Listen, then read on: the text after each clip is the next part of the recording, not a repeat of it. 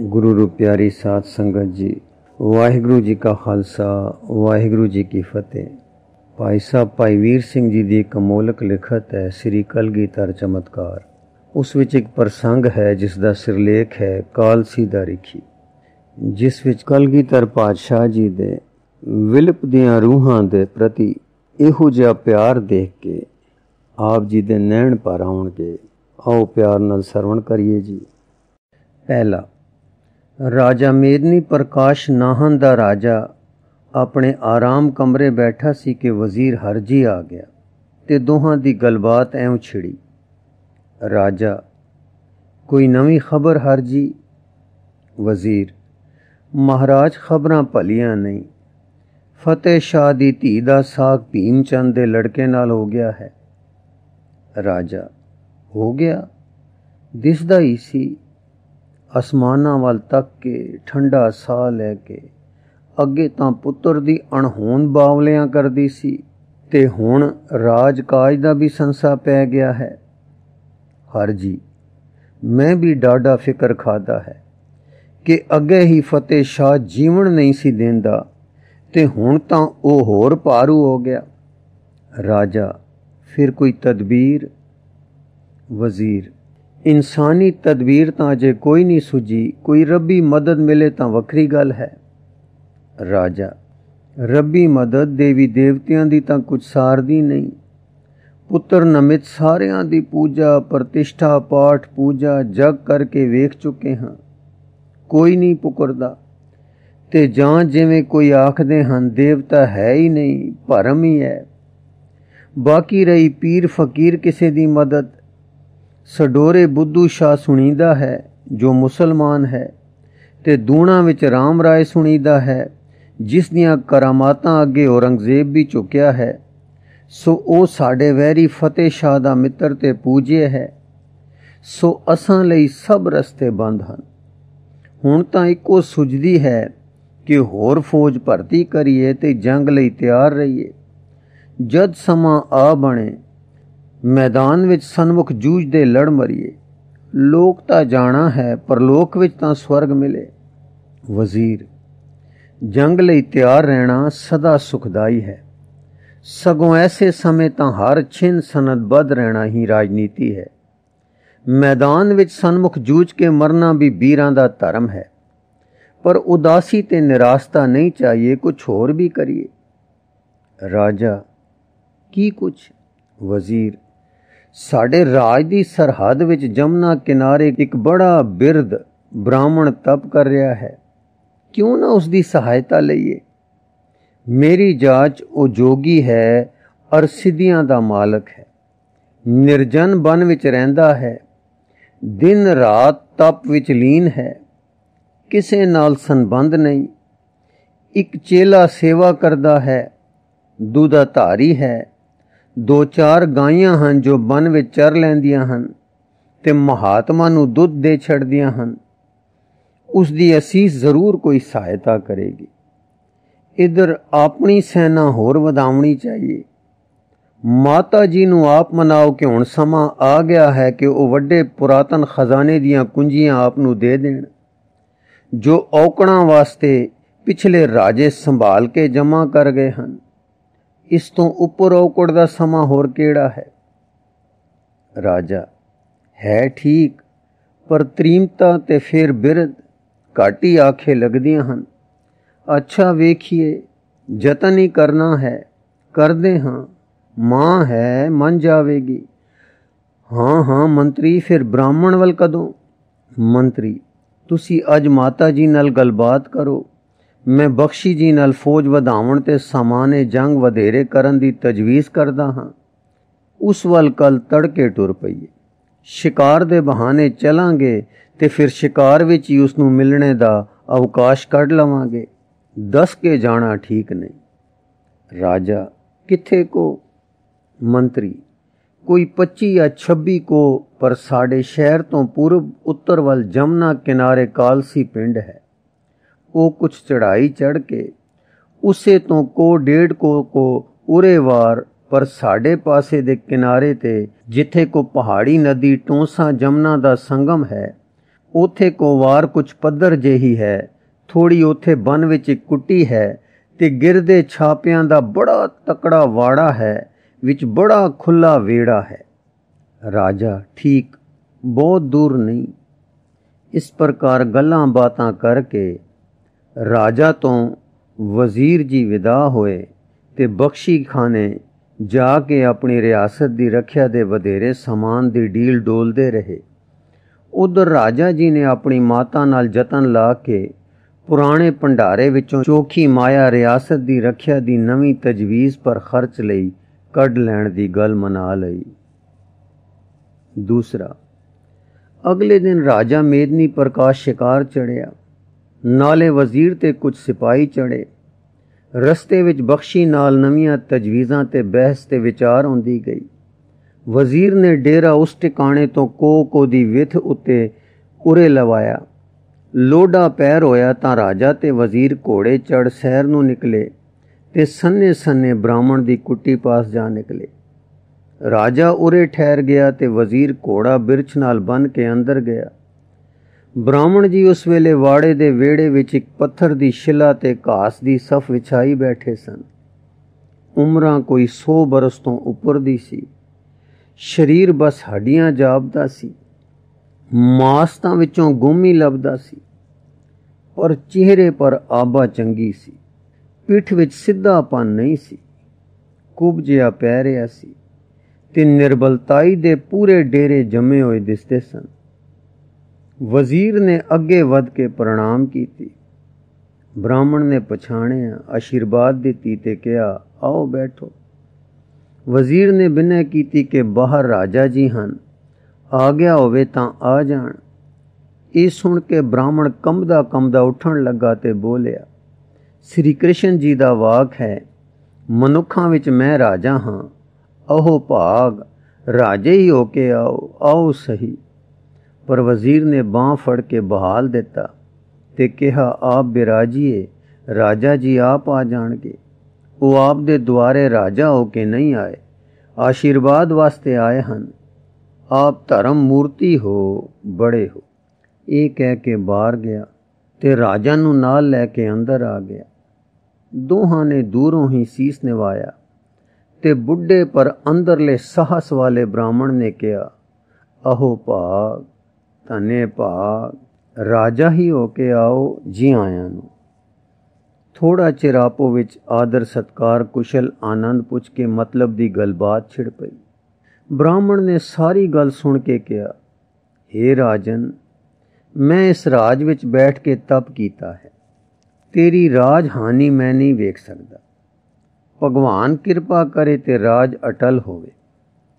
ਪਰ ਸੰਸਾਰ ਵਿੱਚ ਫਤਿਹ ਸ਼ਾਹ ਤੇ ਭੀਮ ਚੰਦ ਦੋ ਰਲੇ ਹੋਏ ਤੇਰੇ ਤੇ ਭਾਰੂ ਹਨ ਤੇ ਸਿੱਧ ਮੰਡਲ ਵਿੱਚ ਰਾਮ ਰਾਏ ਜੋਗੀ ਹੈ। ਸਿੱਧੀਆਂ ਵਿਭੂਤੀਆਂ ਤੇ ਉਸ ਦਾ ਪੂਰਨ ਵਸੀਕਾਰ ਹੈ। ਮੈਂ ਗਰੀਬ ਤਾਂ ਦਰਸ਼ਨ ਦੀ ਆਸ ਵਿੱਚ ਬੁੱਢਾ ਹੋ ਗਿਆ ਹਾਂ। ਵਿਭੂਤੀਆਂ ਤੋਂ ਮੇਰੇ ਗੁਰੂ ਨੇ ਮੈਨੂੰ ਹੋੜਿਆ ਸੀ ਤੇ ਮੈਂ ਆਪ ਵੀ ਇਸ ਪਾਸੇ ਰੁਚੀ ਨਾ ਕੀਤੀ। ਸਾਰਾ ਬਲ ਇਸੇ ਗੱਲ ਵੱਲ ਲੱਗਾ ਕਿ ਪ੍ਰਤੱਖ ਭਾਵੇਂ ਅੰਤਰਾਤਮੇ ਦਰਸ਼ਨ ਪਾਵਾਂ, ਚਾਹੇ ਦਰਸ਼ਨ ਦੇਖਾਂ ਚਾਹੇ ਦਰਸ਼ਨ ਸਮਾਵਾਂ, ਪਰ ਮੇਰੀ ਆਸ ਨਹੀਂ ਪੁੱਗੀ। ਇਹ ਕਹਿ ਨੈਣ ਭਰ ਆਏ। ਵਜ਼ੀਰ, ਖਿਮਾ ਕਰਨੀ, ਅਸਾਂ ਆਪ ਦੇ ਕੇਵਲ ਬ੍ਰਹਮ ਦਰਸ਼ਨ ਨਿਮਿਤ ਲੱਗ ਰਹੇ ਸਮੇਂ ਵਿੱਚ ਵਿਘਨ ਪਾਇਆ ਹੈ। ਅਸੀਂ ਲੋੜਵੰਦ ਲੋਕ ਹਾਂ, ਬਿਰਥਾਵੰਤ ਆਪਣੇ ਲਈ ਕਾਲਾ ਹੁੰਦਾ ਹੈ। ਬ੍ਰਾਹਮਣ, ਕਿਵੇਂ ਆਖੋ? ਰਾਜਾ ਪ੍ਰਜਾ ਦਾ ਰਖਵਾਲਾ ਹੈ। ਰਾਜ ਵਿੱਚ ਵਸਦਿਆਂ ਰਾਜ ਦੀ ਰੱਖਿਆ ਸਭ ਦਾ ਧਰਮ ਹੈ। ਮੈਂ ਇਸ ਰਾਜ ਵਿੱਚ ਸੁਖ ਪਾਇਆ ਹੈ। ਆਪ ਦਾ ਆਉਣਾ ਵਿਘਨਕਾਰੀ ਨਹੀਂ ਹੈ। ਭਗਵਾਨ ਸਹਾਇਤਾ ਕਰੇ, ਮੇਰੀ ਆਸ਼ੀਰਵਾਦ ਹੈ। ਪਰ ਹਾਂ, ਇਹ ਕਹਿ ਕੇ ਬੁੱਢੇ ਦਾ ਚਿਹਰਾ ਦਮਕ ਆਇਆ। ਢਿਲਕ ਦੇ ਮਾਸ ਦੀਆਂ ਝੁਰੀਆਂ ਵਿੱਚ ਇੱਕ ਚਾਨਣ ਜਿਹਾ ਫੇਰਾ ਪਾ ਗਿਆ। ਸਿਰ ਹਿਲਾਵੇ ਤੇ ਅੱਖਾਂ ਮੀਟ ਮੀਟ ਜਾਵੇ। ਜਿਨ੍ਹਾਂ ਅੱਖਾਂ ਵਿੱਚ ਕਿ ਹੁਣ ਇੱਕ ਦਮਕ ਆ ਗਈ ਸੀ। ਫਿਰ ਨੈਣ ਭਰ ਆਏ ਤੇ ਫਿਰ ਕੁਛ ਚਿਰ ਚੁੱਪ ਰਹਿ ਕੇ ਬੋਲਿਆ, ਰਾਜਨ, ਇਹ ਕਲੂ ਕਾਲ ਹੈ ਤੇ ਕਲੂ ਦੇ ਵੀ 3 ਪੈਰ ਖਿਸੇ ਹਨ। ਇਸ ਵੇਲੇ ਇੱਕ ਭਾਰੀ ਅਵਤਾਰ ਦਾ ਆਗਮ ਹੈ। हाँ, ਉਹ ਆਇਆ ਹੈ ਤੇ ਵਿਚਰ ਰਿਹਾ ਹੈ, ਪਰ ਮੈਨੂੰ ਪਤਾ ਨਹੀਂ। ਜੇ ਕਦਾਪੇ ਤੂੰ ਉਸਦੇ ਦਰਸ਼ਨ ਕਰੇ ਤਾਂ ਨਿਸ਼ਚੇ ਕਲਿਆਣ ਹੋਵੇ। ਰਾਜਾ, ਬਿਨਾਂ ਪਤੇ ਕੀਕੂ ਪਾਵੀਏ। ਬ੍ਰਾਹਮਣ, हे ਰਾਜਨ, ਮੈਨੂੰ ਉਂਝ ਥਾਉ ਕੋਈ ਨਹੀਂ। ਮੈਂ ਪਹਿਲੀ ਉਮਰੇ ਮੂਰਤੀ ਦਾ ਧਿਆਨ ਧਰਦਾ ਰਿਹਾ ਹਾਂ। ਫਿਰ ਮੈਨੂੰ ਰਾਹ ਪਾਉਣ ਵਾਲਾ ਮਿਲਿਆ। ਮੈਂ ਉਸ ਦੇ ਧਿਆਨ ਮਗਨ ਰਿਹਾ। ਉਸਨੇ ਮੈਨੂੰ ਫਿਰ ਚਤੁਰਭੁਜ ਮੂਰਤੀ ਦੇ ਧਿਆਨ ਵਿੱਚ ਲਾਇਆ। ਮੇਰੀ ਆਰਬਲਾ ਤਾਂ ਇਸੇ ਤਰ੍ਹਾਂ ਗੁਜ਼ਰੀ। ਸਿੱਖ ਇਹ ਰਹੀ ਕਿ ਜੋ ਮੂਰਤੀ ਮੈਂ ਆਪਣੇ ਖਿਆਲ ਵਿਖੇ ਬੰਦਾ ਹਾਂ, ਉਹ ਕਦੀ ਜਿਉਂਦੀ ਹੋ ਕੇ ਮਿਲੇ, ਚਾਹੋ ਮਨੁੱਖਾਂ ਵਾਂਗ, ਚਾਹੋ ਕਿਸੇ ਆਤਮ ਤਰੀਕੇ ਵਿੱਚ, ਪਰ ਆਸ ਨਾ ਪੁੱਗੀ। ਹੁਣ ਕੁਛ ਦਿਨ ਹੋਏ ਤਾਂ ਮੈਂ ਬੈਠੇ ਬੈਠੇ ਇੱਕ ਸੁਪਨ ਡਿੱਠਾ। ਇੱਕ ਕੋਈ ਦਿਵਯ ਮੂਰਤੀ ਹੈ। ਉਹਨਾਂ ਮੈਨੂੰ ਆਖਿਆ, ਕਿਉਂ ਮੂਰਤਾਂ ਬਨ ਬਨ ਕੇ ਖਪਦਾ ਹੈ? ਮਨੁੱਖ ਰੂਪ ਵਿੱਚ ਜਗਤ ਪਰ ਆਏ ਹੋਏ ਹਨ ਤੇ ਜਗਤ ਦੇ ਰੱਖਿਅਕ ਹੋ ਰਹੇ ਹਨ। ਯੁੱਧ ਜੰਗ ਰਚਾਉਣ ਦੇ ਆਹਾਰਾਂ ਵਿੱਚ ਹਨ। ਜੋਧੇ ਤੇ ਰਜੋਗੁਣੀ ਦਿਸਦੇ ਹਨ, ਪਰ ਹੈਨ ਤੁਰੋਂ ਆਪ ਅਵਤਾਰ ਤੇ ਜਗਤ ਰੱਖਿਅਕ। हे ਰਾਜਨ, ਜੇ ਮੈਂ ਵੇਖਾਂ ਤਾਂ ਪਛਾਣ ਲਵਾਂ। ਉਹਨਾਂ ਦੀ ਨਵ ਉਮਰਾ ਹੈ, ਦਿਵਯ ਮੂਰਤੀ ਹੈ, ਪ੍ਰਕਾਸ਼ ਹੈ, ਰਸ ਹੈ, ਪਰ ਸ਼ਸਤਰ ਧਾਰੀ ਹਨ ਤੇ ਠਾਠ ਰਾਜਸੀ ਹੈ। ਰਾਜਾ, ਨਾਮ? ਬ੍ਰਾਹਮਣ, ਇਹ ਪਤਾ ਨਹੀਂ। ਮੈਨੂੰ ਉਸ ਦਿਨ ਤੋਂ ਇਹੀ ਚਾਵਲਾ ਪੈਂਦਾ ਹੈ ਤੇ ਰੋਸ ਪੈਂਦਾ ਹੈ। ਮੈਂ ਤਾਂ ਇੱਕ ਦਿਨ ਵੀ ਇੱਥੇ ਪਾਣੀ ਨਾ ਪੀਂਦਾ, ਢੂੰਡਣ ਤੁਰ ਪੈਂਦਾ, ਪਰ ਮੇਰੀਆਂ ਜੰਗਾਂ ਵਿੱਚ ਤਾਕਤ ਨਹੀਂ। ਬਾਲਕਾ ਮੋਢੇ ਲਾ ਖੜਦਾ ਹੈ, ਜਾਂ ਬਹੁਤੀ ਵੇਰੀ ਚਾਹ ਖੜਦਾ ਹੈ ਤਾਂ ਇੱਥੇ ਨਦੀ ਤਾਈਂ ਜਾ ਕੇ ਇਸ਼ਨਾਨ ਕਰਦਾ ਹਾਂ। ਜੇ ਮੇਰੇ ਵਿੱਚ ਤਾਕਤ ਹੁੰਦੀ ਤਾਂ ਮੈਂ ਕਦੇ ਚੌ ਕਰਕੇ ਨਾ ਬੈਠਦਾ। ਮੇਰੀ ਆਸ ਪੂਰੀ ਹੋਈ ਹੈ ਤਾਂ ਮੇਰੇ ਵਿੱਚ ਅਸੰਗ ਨਹੀਂ ਰਹੀ। ਹੁਣ ਮੇਰੇ ਪਾਸ ਕੇਵਲ ਮਨ ਦੀ ਆਰਾਧਨਾ ਹੈ, ਜੋ ਕਿਵੇਂ ਨੈਣ ਬੰਦ ਹੋਣ ਤੋਂ ਪਹਿਲਾਂ ਦਰਸ਼ਨ ਪਾ ਲਵਾਂ ਤੇ ਉਹ ਕੁਛ ਅਨੁਭਵ ਕਰ ਲਵਾਂ ਜਿਸ ਨੂੰ ਪਰਮ ਆਨੰਦ, ਪਰਮ ਰਸ ਆਖਦੇ ਹਨ, ਤੇ ਜੋ ਕੇਵਲ ਮਿਲਾਪ ਨਾਲ, ਦਰਸ਼ਨ ਨਾਲ ਹੀ ਪ੍ਰਾਪਤ ਹੁੰਦਾ ਹੈ। ਰਾਜਾ, ਤੇਰੇ ਪਾਸ ਬਲ ਹੈ, ਪਦਾਰਥ ਹੈ, ਤੂੰ ਖੋਜ ਕਰ।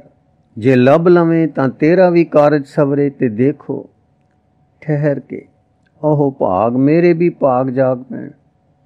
ਕੀ ਜਾਣੀਏ, ਭਗਵੰਤ ਜੀ ਨੇ ਤੁਹਾਨੂੰ ਪ੍ਰੇਰ ਕੇ ਆਂਦਾ ਹੋਵੇ। ਜੋ ਮੈਂ ਪਤਾ ਦਿਆਂ ਤੇ ਤੁਸੀਂ ਟੋਲ ਕਰੋ, ਲੱਭ ਕੇ ਲੈ ਆਓ। ਜਾਂ ਇਸ ਬੁੱਢੇ ਬ੍ਰਾਹਮਣ ਨੂੰ ਪਾਲਕੀ ਪਾ ਉਸ ਦੇ ਚਰਨ ਕਮਲਾਂ ਦੇ ਵਿੱਚ ਚੱਲ ਸੁੱਟੋ, ਜੋ ਇਹ ਵੀ ਪਰਮ ਪਰਮਾਰਥ ਪਾ ਲਵੇ। ਮੰਗਤ ਜੰਜੋ ਹੋਇਆ।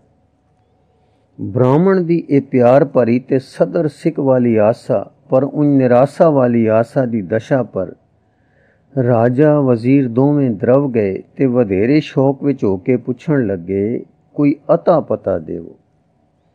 ਬ੍ਰਾਹਮਣ, 80 ਸਾਲ ਦੇ ਤਪ ਬਾਅਦ ਧਿਆਨ ਤੇ ਤਿਆਗ ਵੈਰਾਗ ਦੇ ਜੀਵਨ ਵਿੱਚ ਰਹਿ ਕੇ ਆ ਝਾਵਲਾ ਹੀ ਪਿਆ ਹੈ, ਹੋਰ ਕੀ ਦੱਸਾਂ।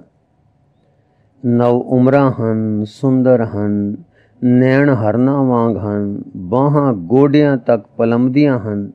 ਸਰੀਰ ਲੰਮੇਰਾ ਤੇ ਪਤਲਾ ਜਿਹਾ ਹੈ, ਤੇਜ ਹੈ, ਅਚਲ, ਸ਼ਸਤਰ ਧਾਰੀ ਹਨ, ਰਜੋ ਸਾਮਾਨ ਹੈ, ਹੈਨ ਪੂਰਨ। ਧੁਰੋਂ ਆਏ, ਸੱਦੇ ਆਏ ਸਾਡੇ, ਘੱਲੇ ਆਏ ਜੋਤ ਨਿਰਬਾਨ ਦੇ, ਆਪ ਹਨ ਪੂਰਨ ਅਵਤਾਰ। ਇਹ ਸੁਣ ਕੇ ਰਾਜੇ ਵਜ਼ੀਰ ਦੀਆਂ ਆਪੋ ਵਿੱਚ ਅੱਖਾਂ ਲੜੀਆਂ, ਕੋਈ ਸਹਿਨਤਾ ਹੋਈਆਂ।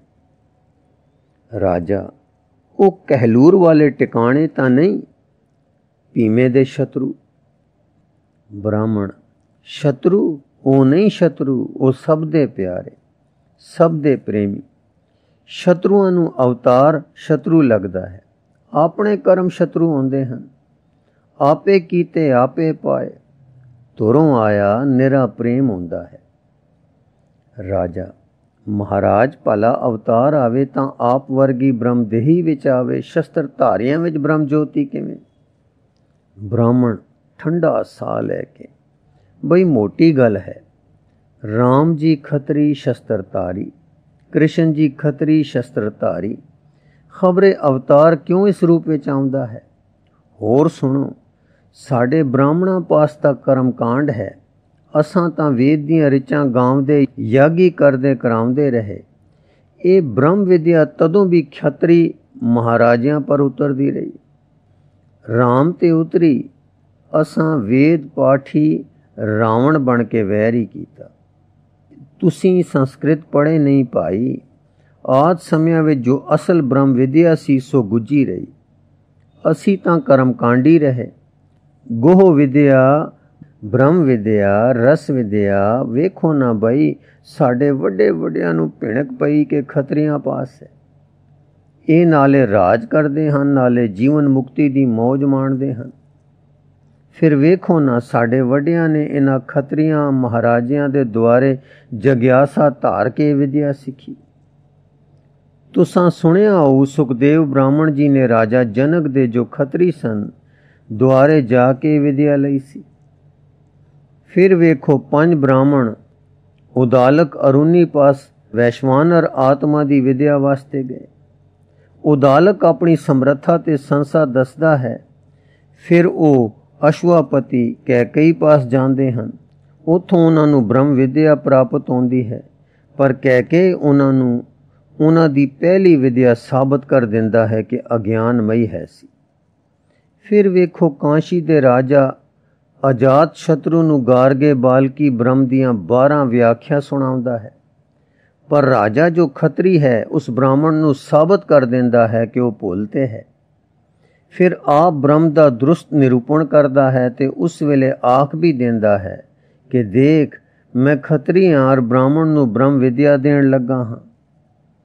इस स्पष्ट दस्या है कि ब्रह्म यानी आत्मा दी विद्या राजा पास है जो खतरी है और ब्राह्मण पास नहीं है।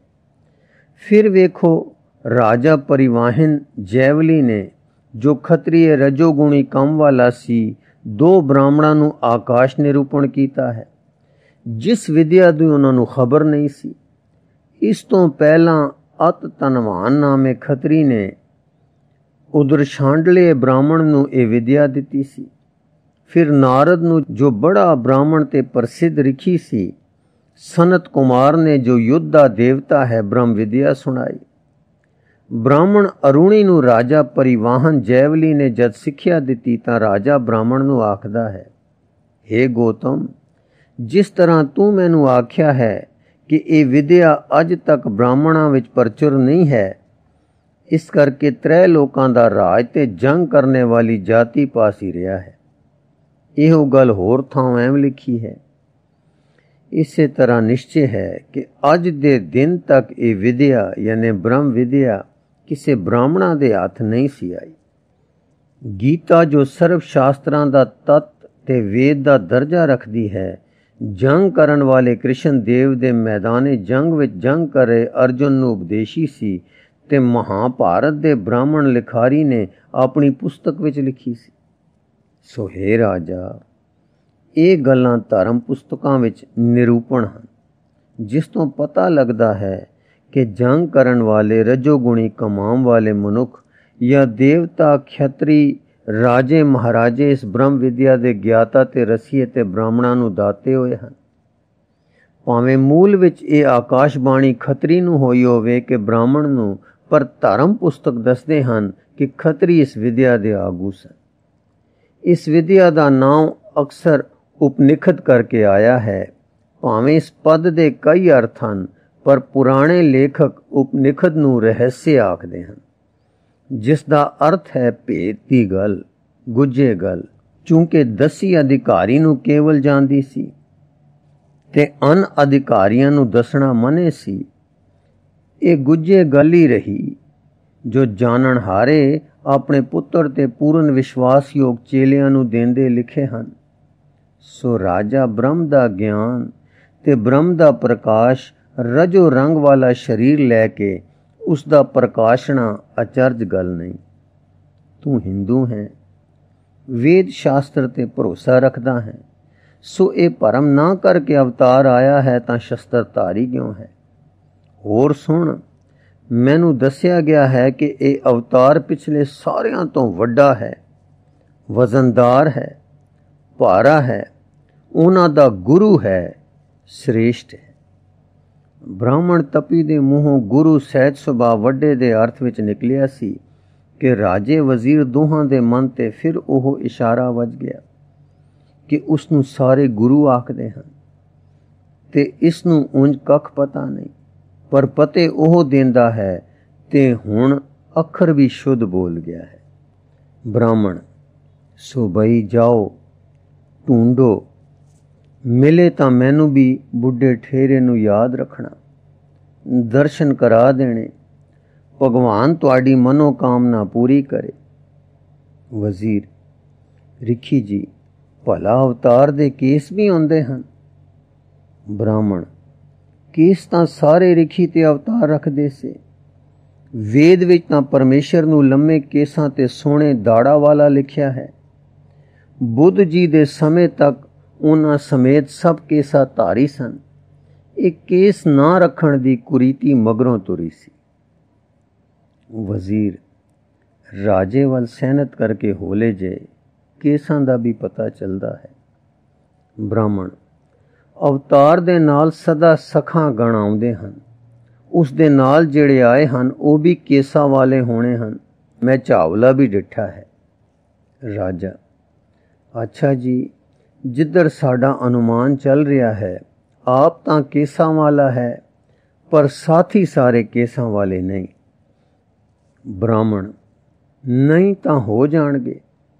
चावला ये सी कि वो सतयुगी काम करेगा ते फिर मैं डिठा है कि वो एक है, पर एक रूपिया नहीं 10 रूप उसदे चलकारे हन। 10 अनुपम केस शमशर यानी केस दाड़े वाले हन। हुण दोआं दा होर रुख उस पासे वधिया। ये 10 रूप वाली गल ने होर पता ला दिता। राजा रिखी जी असां अनुमान धार लिया है, हुण जांदे हां ते जतन करदे हां। जे थो पै गया अपनी पीड़ा भी कहांगे ते जतन करांगे कि वो इत्थे आउण, फिर पछाण तुसां कर लैणी। ब्राह्मण उमरां दे ध्यान ते हुण दे पैंदे चावलियां ने मेरे अंदर ऐसी कोई सूह लाई है कि जे दर्शन होण तां मैं पछाण लवांगा। अवतार भी कदे गुज्जा रहिंदा है, पर हां जो अख तृष्णा नाल मैली है उसनू पड़दा है। ਉਹ ਤਾਂ ਅਵਤਾਰਾਂ ਨਾਲ ਜੰਗ ਰਚਾਉਂਦੇ ਰਹੇ ਹਨ, ਨਹੀਂ ਤਾਂ ਰਾਵਣ ਕਿਉਂ ਭੁੱਲ ਕਰਦਾ। ਰਾਜਾ ਕੀ ਇਹ ਰਾਮ ਕ੍ਰਿਸ਼ਨ ਦਾ ਅਵਤਾਰ ਹਨ? ਬ੍ਰਾਹਮਣ ਇਹ ਮੈਨੂੰ ਚਾਵਲਾ ਨਹੀਂ ਪਿਆ। ਇਹ ਸੱਚ ਸੁਣੀਂਦੀ ਸੀ ਕਿ ਉਹਨਾਂ ਤੋਂ ਭਾਰੀ ਹੈ। ਗੁਰੂ ਅਵਤਾਰ ਮੈਂ ਸੁਣਿਆ ਸੀ, ਮੈਂ ਲੋਕਾਂ ਤੋਂ ਨਹੀਂ ਪਰ ਮੈਂ ਆਪਣੇ ਧਿਆਨ ਵਿੱਚ ਸੁਣਿਆ ਸੀ। ਰਾਜਾ ਹੇ ਰਿਖੀ ਕੀ ਉਹ ਅਵਤਾਰ ਰਾਮ ਰਾਏ ਤੋਂ ਸਿੱਧੀਆਂ ਵਿੱਚ ਭਾਰੂ ਹੋਵੇਗਾ? ਕੀ ਉਸ ਦੀ ਅਸੀਸ ਕਰਕੇ ਮੇਰੇ ਸ਼ਤਰੂ ਦਬ ਜਾਣਗੇ? ਕੀ ਉਸ ਦੀ ਆਸ਼ੀਰਵਾਦ ਨਾਲ ਮੇਰੇ ਪੁੱਤਰ ਹੋ ਜਾਏਗਾ? ਬ੍ਰਾਹਮਣ हे ਰਾਜਾ ਅਵਤਾਰ ਜੋਗੀਆਂ ਵਾਂਗੂ ਸੰਯਮ ਸਿੱਧ ਕਰਕੇ ਜਤਨ ਨਾਲ ਧਿਆਨ ਬਣ ਕੇ ਕਰਾਮਾਤ ਨਹੀਂ ਕਰਦੇ। ਉਹਨਾਂ ਦਾ ਵਾਕ ਸੁੱਤੇ ਸਿੱਧ ਸਿਰੇ ਚੜ੍ਹਦਾ ਹੈ। ਉਹ ਜਨਮ ਤੋਂ ਸਿੱਧ ਹੁੰਦੇ ਹਨ ਤੇ ਉਹਨਾਂ ਦੀ ਵਾਕ ਸਤਾ ਸਫਲ ਹੁੰਦੀ ਹੈ। ਜੋ ਉਹ ਮੂੰਹੋਂ ਕੱਢਦੇ ਹਨ ਤੇ ਚਿਤੋਂ ਚਾਹੁੰਦੇ ਹਨ ਹੋ ਜਾਂਦਾ ਹੈ। ਜੇ ਕਹੋ ਕਰਾਮਾਤ ਕਰੋ ਤਾਂ ਉਹ ਸਗੋਂ ਨਹੀਂ ਕਰਦੇ। ਪਰਮੇਸ਼ਰ ਦੀ ਇੱਛਾ ਵਿੱਚ ਆਪਣੀ ਇੱਛਾ ਰੱਖਦੇ ਹਨ, ਪਰ ਸਹਿਜ ਸੁਭਾਅ ਜੋ ਉਹਨਾਂ ਦੇ ਮੂੰਹੋਂ ਨਿਕਲੇ ਹੋ ਜਾਂਦਾ ਹੈ। ਰਾਮ ਰਾਏ ਹਾਂ ਮੈਂ ਜਾਣਦਾ ਹਾਂ। ਇੱਕ ਵਾਰੀ ਪਾਰਲੇ ਪਿੰਡ ਵਿੱਚ ਆਏ, ਇੱਧਰ ਵੀ ਆਏ ਸੀ, ਮੈਂ ਵੇਖੇ ਸੀ। ਹਾਂ ਉਹ ਵਿਭੂਤੀਆਂ ਦੇ ਵਸੀਕਾਰ ਵਾਲੇ ਸਿੱਧ ਜੋਗੀ ਹਨ, ਪਰ ਉਹ ਜੋ ਮੈਂ ਤੁਸਾਂ ਨੂੰ ਦੱਸੇ ਹਨ ਧੁਰੋਂ ਆਏ ਅਵਤਾਰ ਹਨ। ਉਹ ਕਰਾਮਾਤ ਨਹੀਂ ਕਰਦੇ ਨਾ ਦਿਖਾਉਂਦੇ ਹਨ, ਪਰ ਉਹਨਾਂ ਤੋਂ ਆਪੂ ਜੋ ਕੁਝ ਸਹਿਜ ਸੁਭਾਅ ਹੁੰਦਾ ਹੈ ਕਰਾਮਾਤਾਂ ਤੋਂ ਵੱਧ ਹੁੰਦਾ ਹੈ। ਹੰਕਾਰ ਹੀ ਹੈ ਨਾ ਰਾਜਾ, ਪਰ ਉਹਨਾਂ ਵਿੱਚ ਨਹੀਂ ਹੁੰਦਾ। ਉਹਨਾਂ ਵਿੱਚ ਸ਼ੁੱਧ ਕਲਾ ਹੁੰਦੀ ਹੈ। ਦੂਜਿਆਂ ਹਿਮਾਤੜਾਂ ਤਪੀਆਂ ਵਿੱਚ ਹੰਕਾਰ ਤੇ ਇਕਾਗਰਤਾ ਤੋਂ ਉਪਜੀਆਂ ਰਿੱਧੀਆਂ ਸਿੱਧੀਆਂ ਹੁੰਦੀਆਂ ਹਨ। ਧਿਆਨ ਹੀ ਹੈ ਨਾ ਰਾਜਾ, ਜਿੱਥੇ ਲਾਇਆ ਲੱਗ ਗਿਆ। जिथे लग गया उथे सीधी हो गई। इस प्रकार गल्लां बातां कर दे इस सिद्धांत ते अपड़े कि जे रिखी जी दे चावले दुरुस्त हन तां ਉਹ ਅਨੰਦਪੁਰ ਵਾਲੇ ਗੁਰੂ ਜੀ ਅਵਤਾਰ ਹਨ ਅਤੇ ਪਤੇ ਸਾਰੇ ਮਿਲਦੇ ਹਨ, ਤੇ ਜੇ ਨਹੀਂ ਵੀ ਤਾਂ ਵੀ ਸਾਨੂੰ ਰਸਤਾ ਮਿਲ ਗਿਆ ਹੈ। ਉਹ ਸ਼ਸਤਰਧਾਰੀ ਹਨ, ਸੂਰਬੀਰ ਹਨ, ਉਹਨਾਂ ਦੇ ਵੀਰਾਂ ਦੀ ਬਹਾਦਰੀ ਦੀ ਤਾਕ ਹੈ। ਜੇ ਸਾਡੇ ਮਿੱਤਰ ਹੋ ਜਾਣ ਤਾਂ ਪਾਸਾ ਜ਼ਰੂਰ ਭਾਰੀ ਹੋ ਜਾਏਗਾ। ਜਿਸ ਗੱਦੀ ਦਾ ਰਾਮ ਰਾਏ ਹੈ ਉਸ ਗੱਦੀ ਦੇ ਖੁਦ ਮਾਲਕ ਹਨ। ਇਹਨਾਂ ਦੇ ਪਿੱਛੇ ਮਾਝਾ, ਮਾਲਵਾ, ਦੜਪ, ਨੱਕਾ, ਧਾਨੀ, ਪੋਠੋਹਾਰ, ਉਧਰ ਸਿੰਧ ਤੇ ਇਧਰ ਦੱਖਣ ਤੱਕ ਐਸ਼ਵਰਜ ਹੈ। ਉਹਨਾਂ ਨੂੰ ਆਪਣੇ ਰਾਜ ਵਿੱਚ ਲੈ ਆਈਏ। ਇਹ ਚਾਲ ਜ਼ਰੂਰ ਸੋਹਣੀ ਹੈ ਜੋ ਅੱਜ ਰਿਖੀ ਜੀ ਦੇ ਦਰਸ਼ਨ ਤੋਂ ਸੁੱਜੀ ਹੈ। ਗੁਰੂ ਰੂਪ ਪਿਆਰੀ ਸਾਧ ਸੰਗਤ ਜੀ, ਇਸ ਲਿਖਤ ਦਾ ਅਗਲਾ ਹਿੱਸਾ ਆਪ ਜੀ ਨੂੰ ਅੱਗੇ ਪੜ੍ਹ ਕੇ ਸਰਵਣ ਕਰਾਉਣ ਦੀ ਕੋਸ਼ਿਸ਼ ਕਰਾਂਗੇ ਜੀ। ਵਾਹਿਗੁਰੂ ਜੀ ਕਾ ਖਾਲਸਾ, ਵਾਹਿਗੁਰੂ ਜੀ ਕੀ ਫਤਿਹ।